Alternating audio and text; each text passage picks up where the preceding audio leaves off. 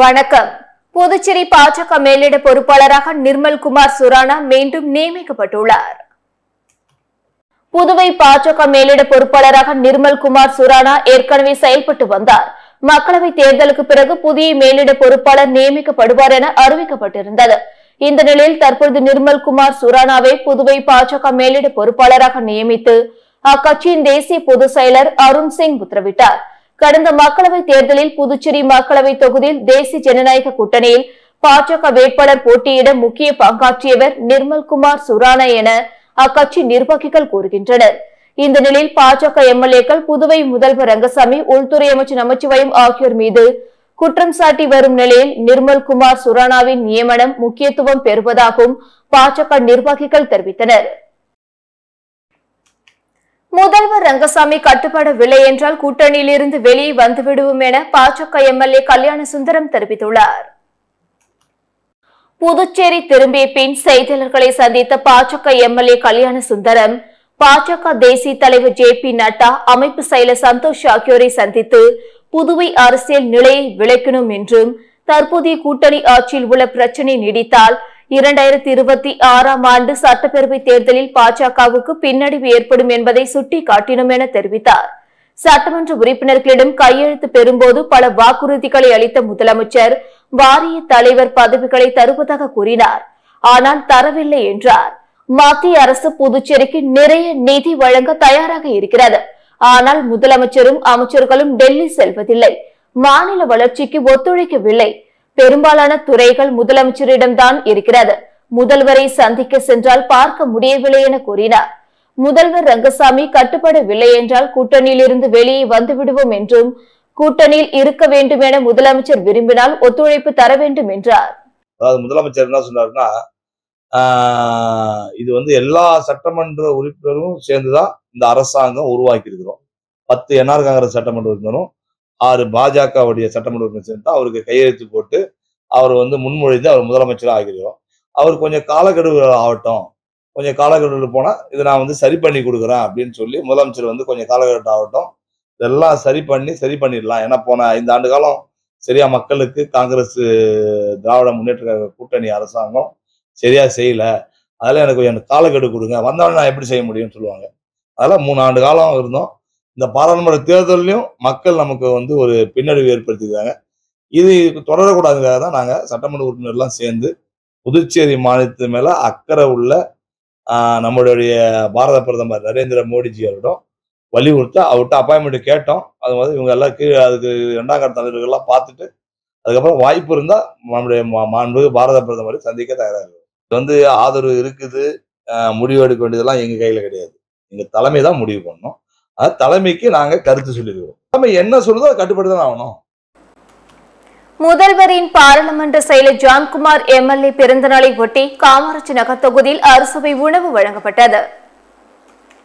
புதுச்சேரி முதல்வரின் பாராளுமன்ற செயலரும் காமராஜ் நகர் தொகுதி பாஜக சட்டமன்ற உறுப்பினருமான ஜான்குமார் பிறந்த நாளை அவரது ஆதரவாளர்கள் மற்றும் பாஜகவினர் பல்வேறு பகுதிகளில் பட்டாசு வெடித்தும் இனிப்புகள் மற்றும் அறுசுவை உணவு வழங்கியும் கொண்டாடினர்.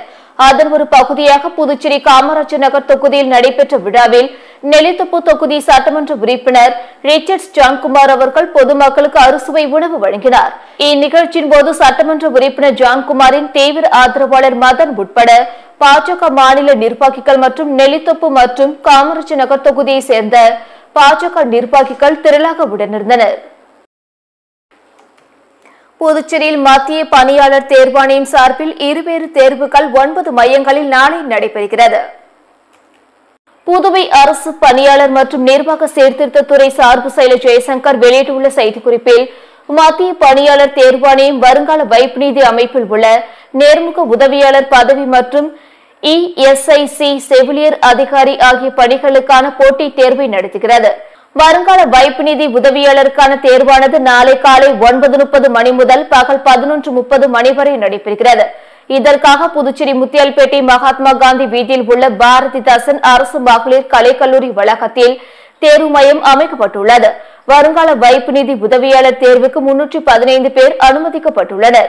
செவிலியர் அதிகாரி தேர்வுக்கு 3305 பேர் அனுமதிக்கப்பட்டுள்ளனர். தேர்வு மையங்களுக்கு சிறப்பு பேருந்துகள் இயக்கப்படுகின்றன. தேர்வு நேரத்துக்கு 30 நிமிடங்களுக்கு முன்னதாகவே அனைவரும் வர வேண்டும். தேர்வறைக்குள் அனுமதிக்கப்பட்ட அட்மிட் கார்டு அல்லது அதில் குறிப்பிட்டுள்ள எண் உள்ள அடையாள அட்டையை கொண்டு வர வேண்டும் என குறிப்பிடப்பட்டுள்ளது. புதுச்சேரி மாநிலத்தில் பொறியியல் கலை அறிவியல் படிப்பிற்கான முதற்கட்ட கலந்தாய்வு நிறுத்தப்பட்டுள்ளது. புதுச்சேரி மாநிலத்தில் கலை அறிவியல் மற்றும் பொறியியல் படிப்பிற்கான இறுதிக்கட்ட தரவரிசை பட்டியல் வெளியிடப்பட்டு இன்று முதற்கட்ட கலந்தாய்வு மூலம் மாணவர் சேர்க்கை நடைபெறவிருந்தது. இதில் ஒரு மாணவன் தனது ஜாதி சான்றிதழ் இணைக்கப்படாததால் தரவரிசை பட்டியலிலிருந்து நீக்கப்பட்டதால் சென்னை உயர்நீதிமன்றத்தில் வழக்கு தொடரப்பட்டது. இதைத் தொடர்ந்து இன்று நடைபெறுவதாக இருந்த சென்டாக் மாணவர் சேர்க்கை திடீர் ரத்து செய்யப்பட்டு அறிவிப்பு வெளியாகியுள்ளது. புதுச்சேரி இரட்டை கொலை வழக்கில் சம்பந்தப்பட்ட 30 பேர் விடுதலை செய்து புதுச்சேரி நீதிமன்றம் பரபரப்பாக தீர்ப்பளித்தது. புதுச்சேரி தாவித்பேட் நகராட்சி குடியிருப்பை சேர்ந்தவர் பிரபல ரவுடி பாம் ரவி. இவர் மீது 6 கொலை வழக்கு உட்பட பல வழக்குகள் நிலுவையில் இருந்தது. ஜாமீனில் வெளியே வந்த ரவி வானரப்பேட்டையை சேர்ந்த அந்தோனி ஸ்டீபன் என்ற நண்பருடன் 2021 அக்டோபர் 24ஆம் தேதி பைக்கில் சென்று கொண்டிருந்தார். அவர்களை வானரப்பேட்டை ஆலன் வீதி ராஜராஜன் வீதி சந்திப்பில் வழிமறித்த கும்பல் நாட்டு வெடிகுண்டு வீசியது. அதில் தப்பித்த 2 பேரையும் கத்தியால் வெட்டி படுகொலை செய்தது.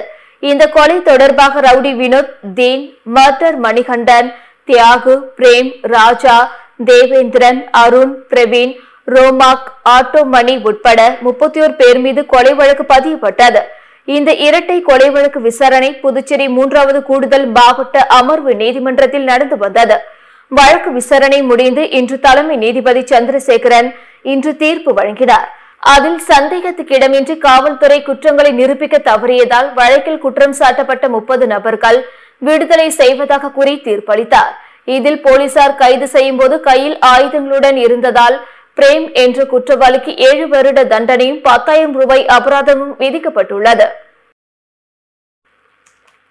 டெல்லி சென்று கட்சி மேலிட தலைவர்களை சந்தித்து புகார் தெரிவித்த புதுவை பாஜக எம்எல்ஏக்கள் நேற்றிரவு புதுச்சேரிக்கு திரும்பினர். புதுச்சேரி மக்களவை தொகுதியில் தேசிய ஜனநாயக கூட்டணி சார்பில் போட்டியிட்ட மாநில உள்துறை அமைச்சர் நமச்சிவாயம் தோல்வியடைந்தார். இது என்ஆர் காங்கிரஸ் பாஜக இடையே கருத்து வேறுபாட்டை ஏற்படுத்தியுள்ளது. முதல்வர், உள்துறை அமைச்சர் ஆகியோரின் தவறான செயல்பாடுகளை மக்களவை தோல்விக்கு காரணம் என புதுச்சேரி பாஜக எம்எல்ஏக்களில் பலர் கருத்து தெரிவித்து வருகின்றனர். இவர்களில் ஜான்குமார், கல்யாண சுந்தரம், விவிலியன் ரிச்சர்ட் மற்றும் பாஜக ஆதரவு சுயேட்சை எம்எல்ஏக்களான அங்காளன், வெங்கடேசன், சிவசங்கரன், கொல்லப்பள்ளி அசோக் ஆகிய 7 பேர் புதுடெல்லிக்கு சென்று கட்சியின் தேசிய தலைவர் JP நட்டா, அமைப்பு பொதுச் செயலாளர் சந்தோஷ் ஆகியோரை சந்தித்து புகார் தெரிவித்தனர். இவர்களில் ஜான்குமார் கடந்த 4ஆம் தேதி புதுச்சேரிக்கு திரும்பிய நிலையில் மற்றவர்கள் நேற்றிரவு புதுச்சேரி திரும்பினர். திண்டிவனம் அடுத்த இரட்டனை அங்காளம்மன் கோவிலில் ஆனி மாத அமாவாசை முன்னிட்டு ஊஞ்சல் உற்சவம் நடைபெற்றது. உற்சவர் குறி சொல்லும் குரத்தி அலங்காரத்தில் பக்தர்களுக்கு காட்சியளித்தார். விழுப்புரம் மாவட்டம் திண்டிவனம் அடுத்த இரட்டனை கிராமத்தில் கோவில் கொண்டுள்ள ஸ்ரீ அங்காளம்மன் கோவிலில் ஆனி மாத அமாவாசை ஊஞ்சல் உற்சவம் நடைபெற்றது. மூலவர் அங்காளம்மன் சந்தன காப்பு அலங்காரத்தில் பக்தர்களுக்கு காட்சியளித்தார். உற்சவர் குறி சொல்லும் குரத்தி அலங்காரத்தில் நின்றபடி கோவில் உட்பிரகாரம் வலம் வரும் காட்சி நடைபெற்றது. இதனைத் தொடர்ந்து உற்சவர் கோவில் வளாகத்தில் ஊஞ்சலில் கொலு வீற்றிருக்க செய்தனர். ஊஞ்சலில் குறி சொல்லும் குரத்தி அலங்காரத்தில் இருந்த அம்மனை பக்தர்கள் தாலாட்டி வணங்கினர். இந்த ஊஞ்சல் உற்சவத்தில் திரளான பக்தர்கள் கலந்து கொண்டு சுவாமி தரிசனம் செய்தனர். பகுஜன் சமாஜ் கட்சியின் தமிழக மாநில தலைவர் ஆம்ஸ்டாங் வெட்டி படுகொலை செய்யப்பட்டதை கண்டித்து புதுச்சேரியில் பகுஜன் சமாஜ் கட்சியினர் கண்டன ஆர்ப்பாட்டத்தில் ஈடுபட்டனர். சென்னையில் தமிழக பகுஜன் சமாஜ் கட்சியின் மாநில தலைவர் ஆம்ஸ்டாங் வெட்டி படுகொலை செய்யப்பட்ட சம்பவம் பெரும் அதிர்வலை ஏற்படுத்தியுள்ளது. இதற்கு அரசியல் கட்சியினர் மற்றும் பல்வேறு தரப்பினரும் கண்டனம் தெரிவித்துள்ளனர். இதனிடையே புதுச்சேரியில் ஆம்ஸ்டாங் கொலை வழக்கு குற்றவாளிகளை கைது செய்ய வலியுறுத்தியும் சட்டம் ஒழுங்கை பாதுகாக்க தவறிய தமிழக அரசை கண்டித்தும் பகுஜன் சமாஜ் கட்சியினர் அண்ணா சிலை அருகே கண்டன ஆர்ப்பாட்டத்தில் ஈடுபட்டனர். மாநில தலைவர் மூர்த்தி தலைமையில் நடைபெற்ற ஆர்ப்பாட்டத்தில் சிறப்பு அழைப்பாளராக அதிமுக மாநில செயலாளர் அன்பழகன் பங்கேற்று ஆம்ஸ்டாங் படத்திற்கு மலர் தூவி அஞ்சலி செலுத்தி கண்டன உரையாற்றினார். ஆர்ப்பாட்டத்தில் சுமார் 50க்கும் மேற்பட்ட பொதுநல அமைப்பினர் கலந்து கொண்டு உண்மையான குற்றவாளிகளை கைது செய்ய வேண்டும், சட்டம் ஒழுங்கை பாதுகாக்க தமிழக அரசை கண்டித்து கண்டன கோஷங்கள் எழுப்பினர். புதுச்சேரியில் முதியவரை ஏமாற்றி நகை, பணம் திருடிய வழக்கில் குற்றம் சாட்டப்பட்ட பெண்கள் இருவருக்கு தலா 2 ஆண்டுகள் சிறை தண்டனை விதித்து நீதிமன்றம் உத்தரவிட்டுள்ளது. புதுச்சேரி வானரப்பேட்டை ஜெயராம் செட்டி தோட்டத்தை சேர்ந்தவர் வீரமணி. இவர் கடந்த ஜனவரி மாதம் வீட்டு வேலைக்கு பெண்கள் தேவை என நண்பர்களிடம் கூறியுள்ளார். இந்த நிலையில் 2 பெண்கள் வேலை கேட்டு வந்துள்ளனர். அவர்களை வீட்டில் தங்க வைத்துள்ளார். அப்போது அவர்கள் சமைத்த உணவை உண்ட வீரமணி மயங்கினார். அவர் மயக்கம் தெளிந்த போது வீட்டில் இருந்த 15 பவுன் நகைகள், ரூபாய் 35,000 உள்ளிட்டவை திருடப்பட்டிருந்தது. இது குறித்து ஒதியஞ்சாலை காவல் நிலையத்தில் வீரமணி புகார் அளித்தார். இது தொடர்பாக மதுரையை சேர்ந்த முத்துலட்சுமி, சித்ரா ஆகியோர் கைது செய்யப்பட்டனர். இவர்கள் மீதான வழக்கு விசாரணை புதுச்சேரி முதன்மை குற்றவியல் நீதிமன்றத்தில் நடைபெற்று வந்தது. விசாரணை முடிந்த நிலையில் குற்றம் சாட்டப்பட்ட 2 பெண்களுக்கும் தலா 2 ஆண்டு சிறை தண்டனையும் அபராதம் விதித்து நீதிபதி உத்தரவிட்டார். இத்துடன் செய்திகள் நிறைவடைந்தன. வணக்கம்.